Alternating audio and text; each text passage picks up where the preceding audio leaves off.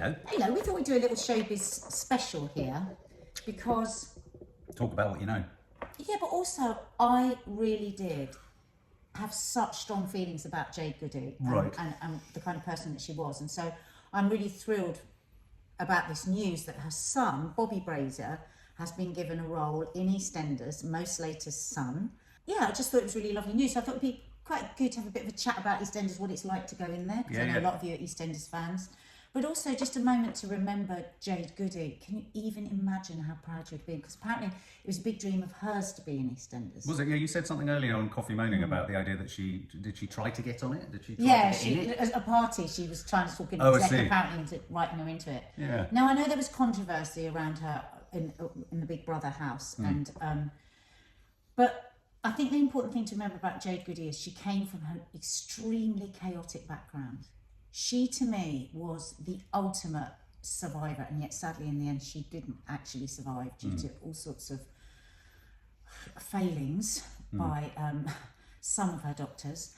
And also to remember what her message was, which is, if you feel there is something wrong in your body, you just keep on nagging, because she got turned away so many times. If you remember rightly, she died sadly of cervical cancer. What is the legacy? She was turned away many times from the hospital, and eventually she went there and she said, "I'm not leaving till you do something," and it was already metastasized at that point. And what is the legacy since her death? Have they changed the rules on anything? Do they check has anything changed? Well, I just think there was an incredible increase, wasn't there, uptake in cervical people having their smear tests, and every year with each new campaign, Jade Goody is brought to the forefront again and to remind people.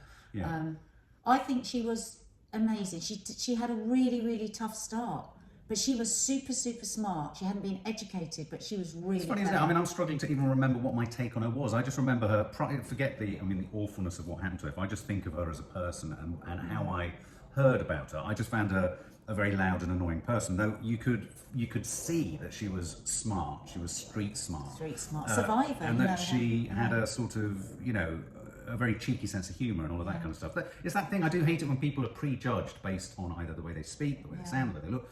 And so it's one of those things where, after the event, I've sort of realised how much more there was to her than I mean, she was brought up in a home with two addicts, two very ill parents, and one knows what that one can only imagine how tough that is.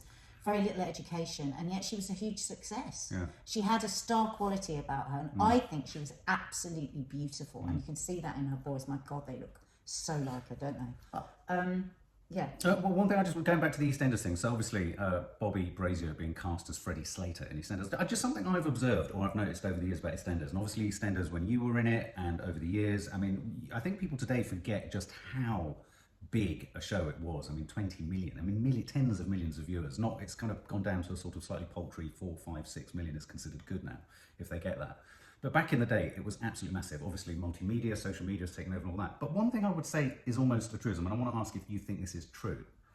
You often get actors or people who appear in EastEnders. They're often new for the first time, and often they're playing characters that to some extent feel merely like an extension of who they really are anyway. So they're almost exaggerated versions of themselves, which is perhaps why quite a few inexperienced actors can take to the gig quite well, because it's a kind of amplified version of them. But also to play something very close to yourself, don't underestimate that. That's incredibly difficult to do. Sure, no, I'm not taking away from it. No, I'm just saying, just generally. And I think, God, how long ago was it that I was in EastEnders? God knows how much it's changed, but in those days, they had the megastars in it, didn't they? It was just absolutely a glittering show, huge numbers watching it. But even the megastars were made megastars by EastEnders, and that's my point. They came in pretty much as exaggerated versions of themselves. So what I'm wondering is, for someone like Bobby BRAZIER, it's not like, say, I'd imagine going to the RSC and having to be Shakespeare, which could be completely against what your roots are. He can probably go in and be an amplified version of himself. Well, who knows, because we don't know what sort of childhood he's had. I think he's had much more of a sort of middle class upbringing. I think they went to private school, I'm not sure. I'm pretty sure, because the documentary that she did, she was striving to earn money all the time. She wanted to leave money for him to have a private education. They were certainly at private school when she was still alive. So I think they had a very different, very focused and strict father. Their father has talked a lot about how strict he's had to be and how boundaried he's had to be and stuff. So we don't know. But what I would say is, when I went into it, and there was just this incredible focus on the people that were in it, it was literally like going into a soap bubble. Right. It was another world. And I remember when they offered me the job, them saying to me, for the first year, we won't change your hair. You have to have your hair absolutely exactly the same, like this. This was my character's hairstyle, and that must not change because most of it is shot in close up. Because people have to get to know your face as if you're a member of their family. That's how well you have to be known as a soap actor. And I was like, oh yeah. And they said, you know, there's the fame and the recognition. There's a lot of it. It's going to completely change your life. Yeah. You know, I didn't really think much of it. Dismissed it almost. And then 6 weeks of filming before actually your first episode goes out. And then when your first episode goes out, oh my God, it is like everywhere you go, people know you. It's just such a shock. I was lucky in that I was older. I was 37, I think, when I joined Eastenders. But I think for the youngsters... You were 37 when you met me. Oh, so maybe I was 35, 34. Early 30s. I was early 30s. But yeah, that's right, because I had Nadia at 30. Yeah. But for the youngsters... it's very, very tough because all of a sudden you've got money. All of a sudden you've got loads of friends. All of a sudden you've got invites everywhere. And so you do have to have a real grounding. And I think he'll be okay because he has a really strong family, doesn't he?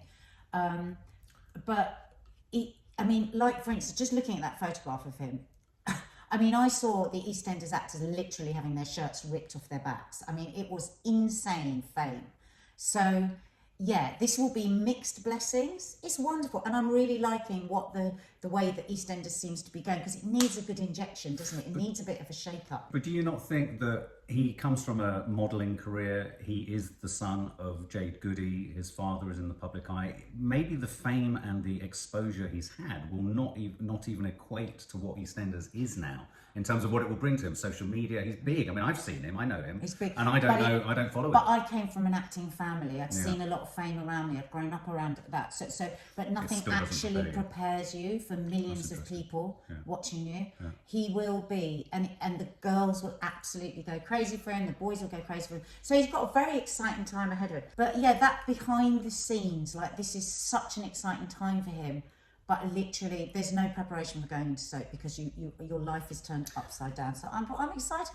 I might start watching again. A little bit like being a Premiership footballer, maybe. Yeah. Suddenly. But I mean, it's so exciting. Yeah. It's so exciting when you first go into a soap. And you know, you're into that family and you're into all those different characters and egos and everything in the cast. It's a lot. So yeah. Any words of advice for him? Final words for advice? Oh my God, it's so hard when you're so young to take advice. But my advice would be, keep your friends that you've had for a long time very close to your ear. Listen to your family. Trust if somebody is saying to you, I'm not so sure about those folk. And have the best time of your life, but try to stay grounded. Just try to stay grounded. But he's got a really good dad, so I'm sure that will help. And he's been through a lot. Yeah. Well, there you go. There you go. Well done, Jade, from wherever you are. We know you would be so proud. It makes me feel emotional. Because that documentary, if you can find it, watch it.